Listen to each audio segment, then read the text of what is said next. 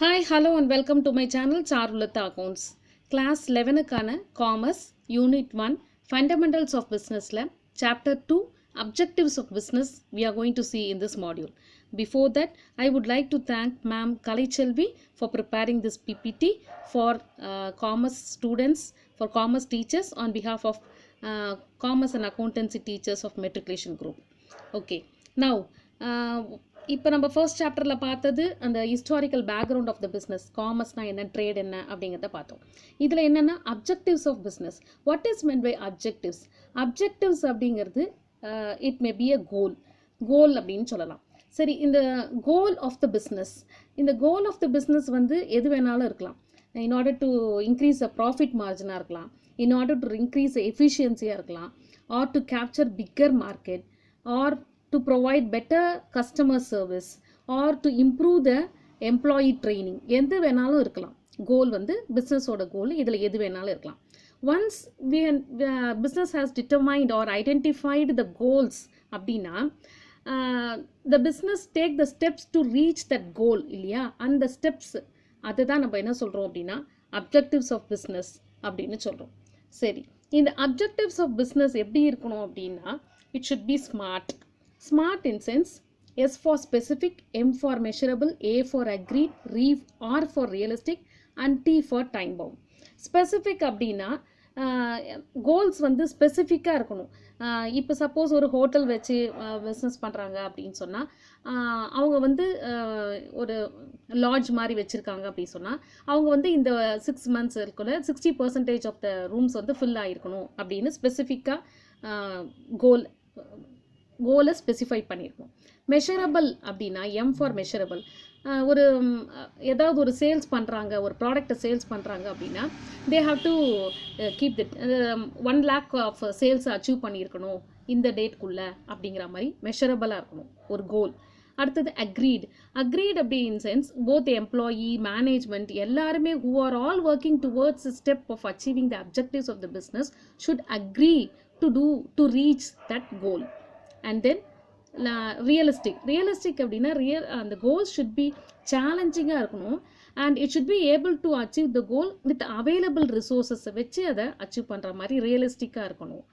அடுத்தது வந்து time bound, அதாவது should be completed in such a time அப்படின்னு ஒரு டைமை ஃபிக்ஸ் பண்ணி அந்த கோல்ஸை அந்த அப்ஜெக்டிவ்ஸை அச்சீவ் பண்ணணும். So this is set to be the objectives of business. Okay, now இப்போ பார்த்தீங்கன்னா we are going to introduction. Human activities, அதாவது human activity is an activity performed by the human being to meet his or her needs and wants or maybe for personal satisfaction. So human activity அப்படிங்கிறது என்னன்னா it is performed by the human beings. For what purpose? In order to satisfy her needs or for the personal satisfaction. இதுக்காக பண்ணுறது தான் இந்த human activity. Okay, in the human activities have been categorized into two. One is economic and other one is non-economic activities. Human activities are ரெண்டு விதமாக categorize பண்ணுறாங்க, economic activity and non-economic activity. Human activityனா it is performed by the யார் perform பண்ணுறாங்க, human beings perform பண்ணுறாங்க. எதுக்காகனா to meet their personal satisfaction. Okay, now we will see what is meant by economic activities. Activities undertaken with the object of earning money are called economic activities. So economic அப்படின்னாலே அங்கே பணம், finance அப்படின்னு வந்துடுது. So any activities ஒரு in order to earn profit, in order to earn money அப்படிங்கிற ஆப்ஜெக்டோட என்னெல்லாம் activities undertake பண்ணுறாங்களோ அதெல்லாம் நம்ம என்ன சொல்லுவோம் அப்படின்னா எக்கனாமிக் ஆக்டிவிட்டீஸ்னு சொல்லுவோம். எக்ஸாம்பிள்ஸ் ஃபார் எக்கனாமிக் ஆக்டிவிட்டீஸ் பார்த்தீங்கன்னா production of goods by the manufacturers, distribution of goods by the wholesalers, selling by retailers. இதெல்லாம் தான் எக்கனாமிக் ஆக்டிவிட்டிக்கு எக்ஸாம்பிள். ஸோ இவங்களோட நோக்கம் என்ன? In order to earn the money. So இதுதான் example for economic activity. Now we will go for non-economic activity. Activities undertaken to satisfy social and psychological needs are called non-economic activities. So இங்கே வந்து என்ன பர்பஸுக்காக activities undertake பண்ணுறாங்க அப்படின்னா அவங்களுடைய social இல்லை psychological நீட்ஸை satisfy பண்ணுறதுக்காக என்ன மாதிரி ஆக்டிவிட்டி பண்ணுறாங்களோ அதெல்லாம் non economic activity. You can understand by the example given here. Example, cooking food for the family, celebrating the festivals, watching movies in a theater. So இப்போ வந்து மம்மி வந்து வீட்டில் குக் பண்ணுறாங்க. அவங்க வந்து அவங்க பசங்களுக்கு அவங்க ஃபேமிலி மெம்பர்ஸுக்கெல்லாம் வந்து சேர்த்து குக் பண்ணி அதை அவங்க சர்வ் பண்ணும்போது she gets some personal satisfaction out of it. அவங்களோட பர்பஸ் வந்து அங்கே ஏர்ன் பண்ணணும், மணி ஏர்ன் பண்ணணுன்றது கிடையாது. அவங்களுக்கு ஒரு திருப்தி, ஒரு சைக்கலாஜிக்கல் ஃபீல். ஓகே, அதே மாதிரி when we are celebrating the festivals all together and when we are watching the movies in the theater, இதெல்லாம் என்னென்னா அவுட் ஆஃப் சாட்டிஸ்ஃபேக்ஷன், அவங்களுடைய பர்சனல் சாட்டிஸ்ஃபேக்ஷனுக்காக என்ன மாதிரி ஆக்டிவிட்டீஸ்லாம் நம்ம செய்கிறோமோ அதை நம்ம என்ன சொல்கிறோம் அப்படின்னா நான் எக்கனாமிக் ஆக்டிவிட்டி அப்படின்னு சொல்கிறோம். So human activities divided into economic and non economic activity. இந்த எக்கனாமிக் ஆக்டிவிட்டிலாம் வந்து with object of earning profit. Non economic activity வந்து undertaken for the to satisfy the psychological needs. Now இப்போ இதுக்கு வந்து உங்களுக்கு புரிஞ்சுதான்றதுக்காக ஒரு சின்ன ஆக்டிவிட்டியை நம்ம பார்க்கலாம். ஓகே,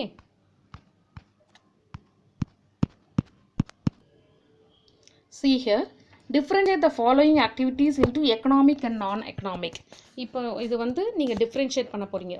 நான் சொல்கிற சில 4 கேசஸ் கொடுத்துருக்கேன். அது எக்கனாமிக் ஆக்டிவிட்டியா இல்லை நான் எக்கனாமிக் ஆக்டிவிட்டின்னு you are going to identify.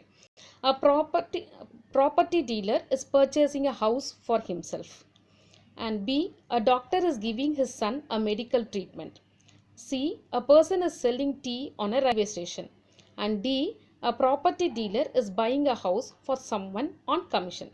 See, first case பார்த்தீங்கன்னா ஒரு ப்ராப்பர்ட்டி டீலர் இருக்காரு. அவர் வந்து வீடு தனக்காக வாங்கிக்கிறார். for himself. He is purchasing the house for himself. So இது எக்கனாமிக்கா நான் எக்கனாமிக்கா? It is a non-economic.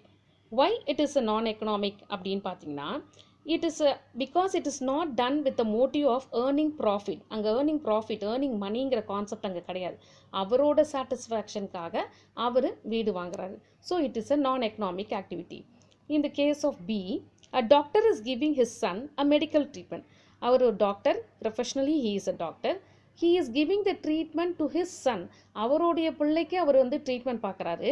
It is out of love and affection and care. So இதில் அவர் மணி ஏர்ன் பண்ண போகிறது கிடையாது. So this is also a non economic activity. In case if he treats any other patient அப்படின்னா it becomes a economic activity. Whereas this is a non economic activity. So B is a non-economic activity because it is done due to love and sympathy. அது வந்து ஒரு வேறு யாராவது பேஷண்ட்டுக்கு பண்ணியிருந்தாருன்னா it becomes a economic activity. அவரோட பிள்ளைக்கே அவர் பண்ணதுனால it is a non-economic activity. Coming to C, a person is selling tea on a railway station. See, ஒரு person வந்து ரயில்வே ஸ்டேஷனில் டீ விற்கிறாரு. அந்த டீ விற்றா அவருக்கு என்ன கிடைக்கும்? he will earn money. So any activity undertaken with the object of earning money is said to be an economic activity. So C வந்து economic because it is done with the motive of earning the profit. And the last case, a property dealer is buying a house for someone on commission. இதே property dealer வந்து வீடு வாங்குறாரு, but யாருக்காகவோ வாங்குறாரு, அதுலேருந்து அவருக்கு commission கிடைக்குது. So this is an activity undertaken with the object of earning the money. So this is a economic activity. Okay, so இங்கே object வந்து it is an economic activity because it is done with the motive of earning the profit. So this is the difference between the economic activity and non-economic activity. Okay, next module difference between economic and non-economic activity பற்றி பார்க்கலாம்.